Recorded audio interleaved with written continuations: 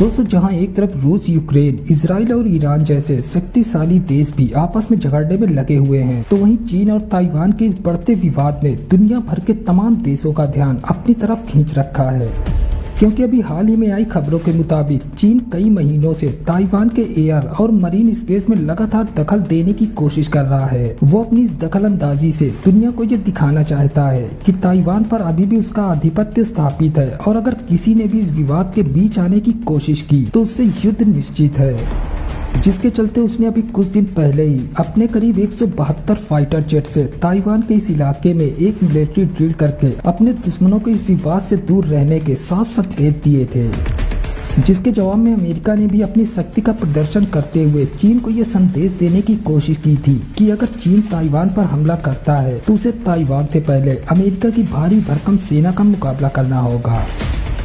लेकिन दोस्तों, अब इस विवाद से जुड़ी एक और बड़ी खबर निकलकर सामने आई है, जिसमें ब्रिटेन की एक न्यूज एजेंसी रॉयटर्स के मुताबिक चीन ने नॉर्थ ताइवान के एक बड़े हिस्से में 16 से 18 अप्रैल के बीच ताइवान में एयर स्पेस बंद करने का फैसला किया है।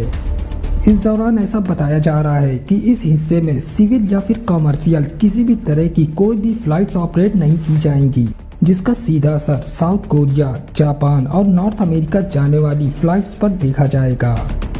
बावजूद इसके ताइवान अभी तक इस पूरे विवाद में चुप्पी साधे हुए है। हालांकि ताइवान के पास चीन को जवाब देने के तमाम इक्विपमेंट, फाइटर जेट्स और अमेरिका से खरीदे हुए और भी तमाम तरह के घातक हथियार मौजूद हैं, जो इस युद्ध में चीन को कड़ी टक्कर देने का दमखम रखते हैं।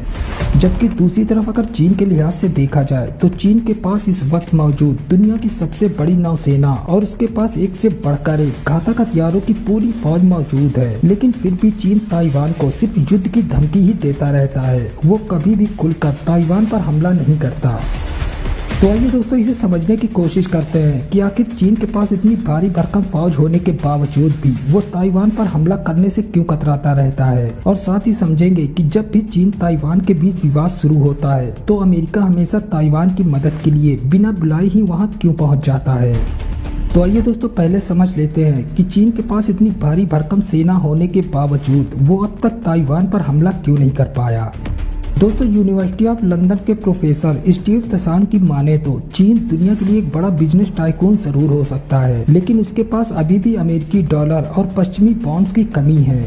और दूसरी तरफ चीन की आबादी की एवरेज एज भी लगातार तेजी से बढ़ती जा रही है, जिस वजह से भी चीन अमेरिका से सीधे लड़ने से बचेगा। बावजूद इसके अगर चीन ताइवान पर हमला करने की सोचता भी है तो उसे ताइवान तक पहुंचने के लिए पहले समंदर के रास्ते लगभग 117 किलोमीटर की दूरी पार करना होगा,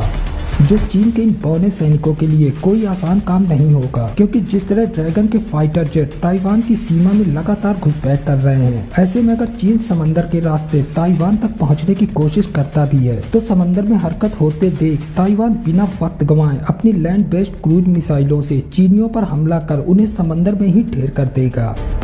इसके अलावा चीन के लिए ताइवान पर हवाई हमले करना भी आसान नहीं होंगे, क्योंकि पश्चिमी देश पहले ही ताइवान को जमीन से हवा में मार करने वाले हथियारों को मुहैया करा चुके हैं, जिनसे बचना चीनी फाइटर जेट्स के लिए किसी चुनौती से कम नहीं होगा।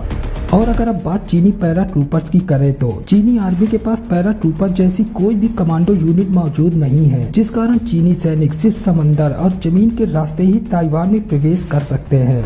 लेकिन अगर ड्रैगन जमीन के रास्ते ताइवान में अपने सैनिकों को तैनात करने की सोचता भी है तो यहाँ भी ड्रैगन को भारी लॉजिस्टिक प्रॉब्लम का सामना करना पड़ सकता है, क्योंकि ऐसा माना जाता है कि किसी भी जंग में हमला करने वाली सेना की तादाद सामने वाली सेना से करीब 3 गुना ज्यादा होनी चाहिए। इसीलिए इतनी भारी भरकम सेना को एक जगह से दूसरी जगह ले जाना चीन के लिए किसी सिरदर्द से कम नहीं होगा। इसके अलावा चीन के सैनिकों को बैटलफील्ड एक्सपीरियंस यानी जमीनी लड़ाई का भी कोई खासा अनुभव नहीं है। आखिरी बार चीनी सैनिकों ने साल 1979 में वियतनाम के खिलाफ लड़ाई लड़ी थी, जिसे बीते हुए भी अब कई दशक से भी ज्यादा का समय हो चुका है। ऐसे में ताइवान पर हमला करने से चीनी सैनिकों को भारी नुकसान झेलना पड़ सकता है। बावजूद इसके चीन हमेशा वॉर प्रैक्टिस करके सामने वाले को अपनी ताकत दिखाता रहता है, जबकि वो भूल जाता है कि वॉर प्रैक्टिस और बैटलफील्ड एक्सपीरियंस में जमीन आसमान का फर्क होता है। क्योंकि लद्दाख में भारतीय सैनिकों से मुकाबले के दौरान चीन को इसका बाखूबी अंदाजा भी लग गया होगा। आइए दोस्तों, अब समझते कि इन दोनों के विवाद में आखिर अमेरिका बिना बुलाए ही क्यों ताइवान की मदद करने पहुंच जाता है। दोस्तों इस कहानी की शुरुआत हुई थी 1940 के दशक से। हालांकि ये विवाद इससे भी काफी समय पहले से ही दोनों के बीच चलता आया है, लेकिन 1940 के दौरान इस विवाद ने और तूल तब पकड़ा जब अमेरिका ने इन दोनों के मामले में दखल देना शुरू कर दिया था। अमेरिकी समर्थन के बाद से ही ताइवान चीन से अलग होकर ताइवान में एक स्वतंत्र लोकतांत्रिक सरकार की नींव रखने में कामयाब रहा। लेकिन चीन ने कभी भी इस बात को स्वीकार नहीं किया, बल्कि वो हमेशा से ही ताइवान को अपने देश का ही हिस्सा मानता आया है, जिस कारण आए दिन चीन और ताइवान के विवाद की खबरें न्यूज़पेपर और टीवी के जरिए हम सब देखते रहते हैं। इसके अलावा अब अगर व्यापार के लिहाज से देखा जाए तो ताइवान दुनिया का एक इकलौता ऐसा देश है जो अमेरिका, चीन और भारत ही नहीं बल्कि पूरी दुनिया के लिए सबसे बड़ा एडवांस सेमीकंडक्टर प्रोड्यूसर देश है। और अब अगर ऐसे हालातों में चीन ताइवान पर हमला करके ताइवान पर कब्जा करने में सफल हो जाता है तो दुनिया भर में अमेरिकी टेक्नोलॉजी का प्रभुत्व भी पूरी तरह से खत्म हो जाएगा और युद्ध में मिली हार देखकर ताइवान अपना सेमीकंडक्टर बेस खत्म कर देगा, जिससे दुनिया भर के तमाम देशों के लिए एक बहुत बड़ी मुसीबत खड़ी हो सकती है। लेकिन दोस्तों बात अभी यही खत्म नहीं होती, क्योंकि इस विवाद से अमेरिका को सबसे ज्यादा फर्क तब पड़ेगा जब चीन इस जंग के दौरान अगर ताइवान पर कब्जा करने में कामयाब हो जाता है तो वो सीधे तौर पर ताइवान से लगे पश्चिमी प्रशांत महासागर में अपना दबदबा दिखाना शुरू कर देगा,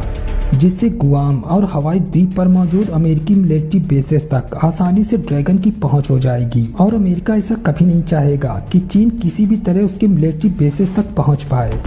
और अगर ऐसा होता भी है तो इससे दुनिया के सामने अमेरिका की सुपर पावर वाली छवि भी धूमिल होने का खतरा बन जाएगा।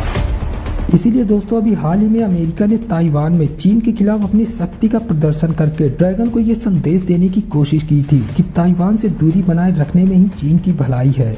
और अगर फिर भी चीन ताइवान पर हमला करता है तो उसे उसी की भाषा में जवाब देने के लिए पिछले करीब 1 साल से अमेरिका ने अपने नेवी एयरक्राफ्ट कैरियर, वॉरशिप्स और पैट्रियट मिसाइल डिफेंस